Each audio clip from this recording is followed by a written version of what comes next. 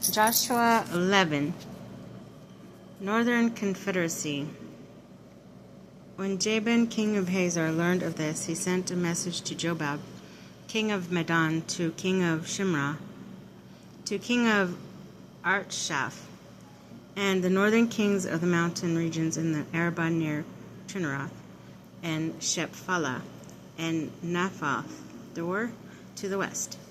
These were Canaanites to the east and west, Amorites, Hittites, Perizzites, and Jebusites in the mountain regions, and Hivites at the foot of Hermon in the land of Mizpah.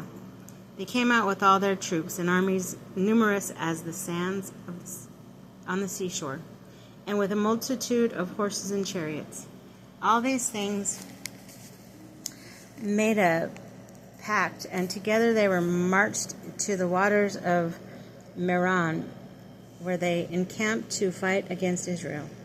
The Lord said to Joshua, "Do not fear them, for by this time tomorrow I will present them slain to Israel. You must hamstring their horses and burn their chariots." Joshua with his whole army came upon them suddenly at the waters of Meron and fell upon them, and the Lord delivered them into the power of the Israelites, who defeated them and pursued them in a greater Sidon in Mizrephothmaim, and eastward to valley of Mizpah. They struck them all down, leaving no survivors. Joshua did to them as the Lord had commanded. He hamstrung their horses and burned their chariots. Conquest of northern Canaan. At that time Joshua, turning back, captured Hazor and struck down its king with the sword, for Hazor formerly was the chief of all those kingdoms. He who also struck down with the sword every person there, carrying out the ban, till none was left alive. Hazor itself he burned. All the cities of all the kings and the kings themselves Joshua captured and put to the sword, carried out the ban on them as Moses, the servant of the Lord, had commanded. However, Israel did not destroy by fire any of the cities built in their mounds, except Hazor, which Joshua burned. All the spoil and livestock of these cities the Israelites took as plunder. But the people they put to the sword until they had destroyed the last of them, leaving none alive. As the Lord had commanded his servant Moses, so Moses commanded Joshua, and Joshua acted accordingly. He left nothing undone that the Lord had commanded Moses should be done. Survey of the conquest. Joshua took all the land, the mountain regions, the entire NAB, all the lands of Goshen, the Shephalah and Arabah, as well as the mountain regions, and Shephalah of Israel.